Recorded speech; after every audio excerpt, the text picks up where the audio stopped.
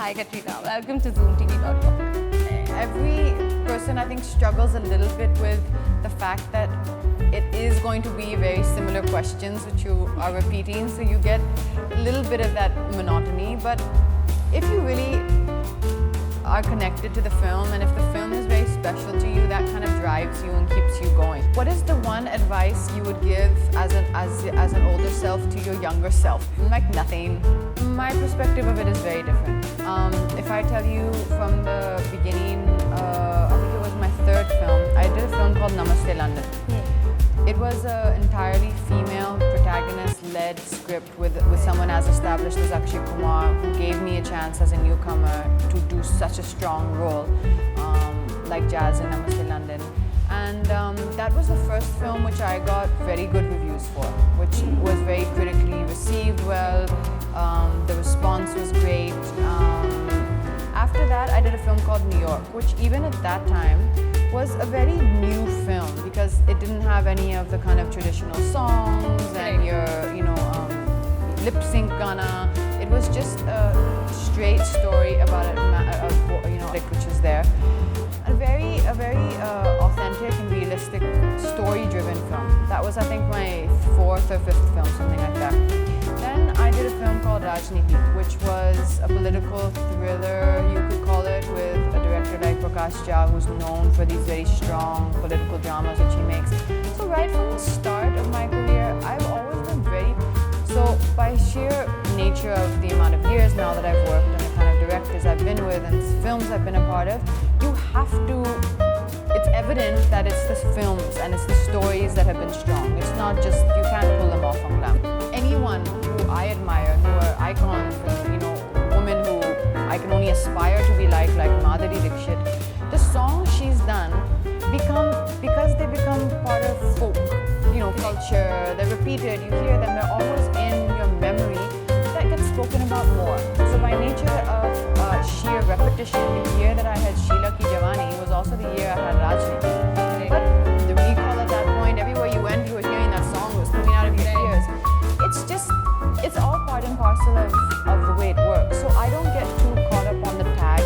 After Sheila Ki Jawani, I did Ek Tha Tiger, which was a very strong author-backed role for me, which Kabir Khan had actually written with me in mind, which has now gone on to be a successful franchise, which is of course the Tiger. After that, Ek Tha Tiger was Chikni Chameli. So it's actually, if you go to see it, it's about balancing it. You also want your audience to be with you. You want your audience to be with you. Our cinema has music in it.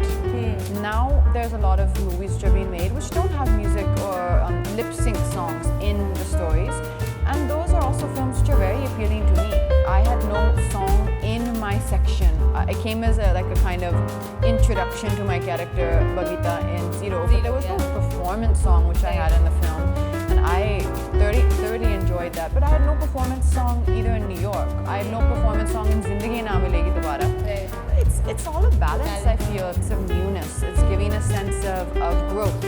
And to be able to try and do that when you've already when the audience is already familiar with you, that's something which I'm extremely grateful for, I think. I was very much still planning to do Street Dancer, and the schedule actually was going to start right after Bharat got over. So it was always planned that way. It never came in the middle of it. But it just so happened that films sometimes when they spill over, they go overboard, it became evident that there was I wouldn't have been able to get onto the film with the amount of prep which I wanted to. Like a dance film is a very physical thing. I don't go back because going back, now it's gone, right? I'm not going to pull this into the film out of the cinema and re-release it, it's gone. So, ho gaya.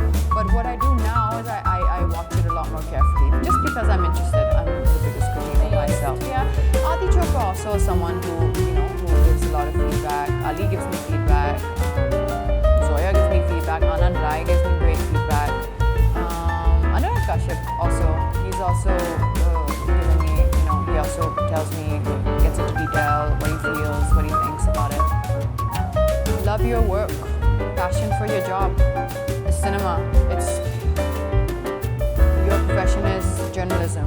My profession is an actor in the business of cinema. Just love what you do.